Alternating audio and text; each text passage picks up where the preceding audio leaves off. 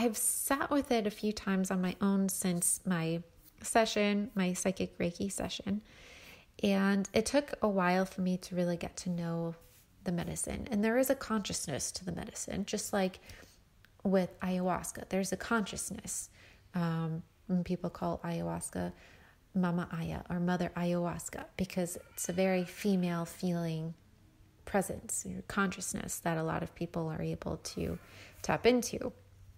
And Hapey, no matter what blend, comes in a more like grandfatherly presence. So it's referred to as grandfather Hapey. So I have sat with it a couple times, and as I said, it's taking me a while to really get to know the medicine. And I think this is just how I work, because it seems like other people can have full-blown conversations and see or feel grandfather Hapey right away from the very beginning. And it could be the fact that I'm a Capricorn, so I have maybe some more barriers up, and I need to chisel away at them. But it has taken me a little bit longer to really like form the relationship and understand how Hapey works when I sit with Hapey. And I think this is a good point in the conversation to talk about the importance of ritual. And I think it's very, very much needed, especially when you're working with different plant medicines, because it's easy to use anything as a substance rather than as a medicine. So it's very important to always have a very clear intention. And I find it is very easy to clarify my intentions, speak them out loud when I have a whole process. I'll sit down, I'll meditate a little bit beforehand. Sometimes I'll use my supercell. I think I mentioned a couple episodes back, the Power Forms supercell. And then I'll hold the medicine to my heart. I'll take a few deep breaths and I will speak my intention. I'll bring it up to my forehead. I'll bring it down to my navel and back to my heart, taking a deep breath each time. And then I'll call in all my allies, my spirit guides, master teachers, angels, archangels, and spirit, all that is. And then I'll also say, and any other beings, spirits, or entities that are working from unconditional love for me and have my highest and best good in mind. So I'll invite all of my allies in, and then I'll repeat my intention, and then I'll sit with the medicine.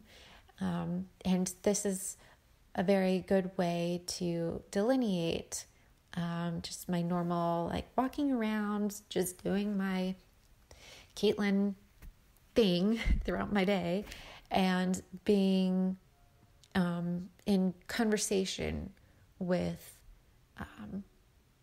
the allies that I cannot see but are helping me. And this is how I can also better tune into information that they have for me. And that's another thing that I've really been learning about, because it is different. Whoever you are, you might have a different experience. Like my friend Michelle, who is psychic, she can see grandfather Hapey. She knows exactly where he is in the room, and she can have a full-on conversation with him. For me, the way that I receive the information is more my own voice. It just kind of comes out of nowhere and it blooms upward into a full thought.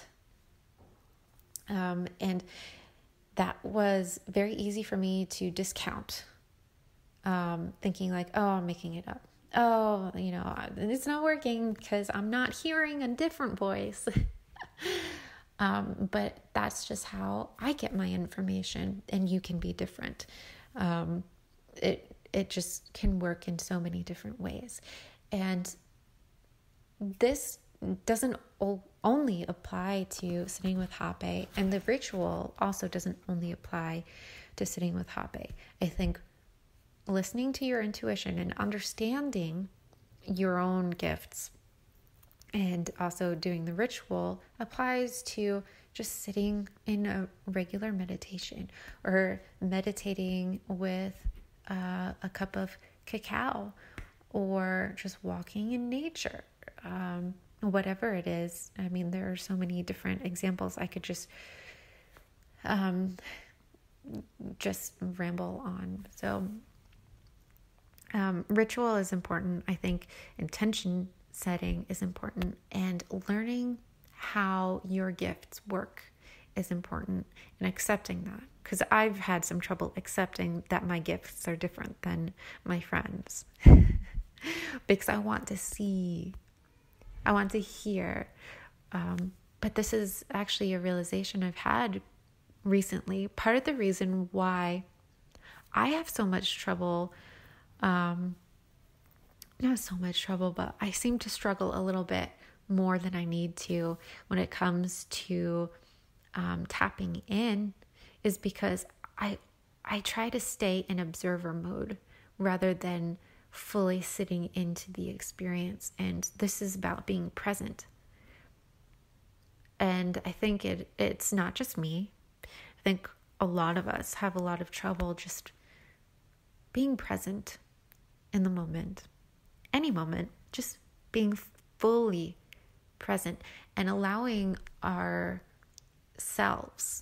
to completely dissolve.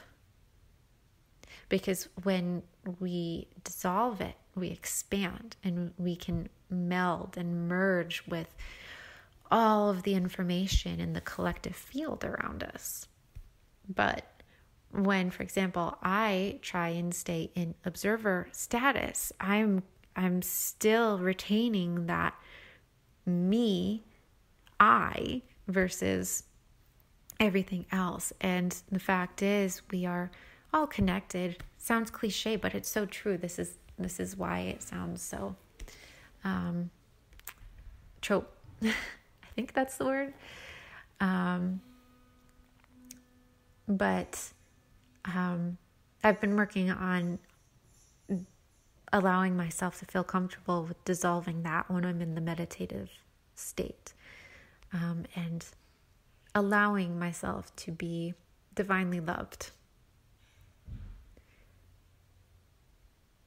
Because when I do, then I feel safe. And, that's something I'm working on, knowing that I am safe in this world, on this planet, in this universe, in this body, and that I am loved.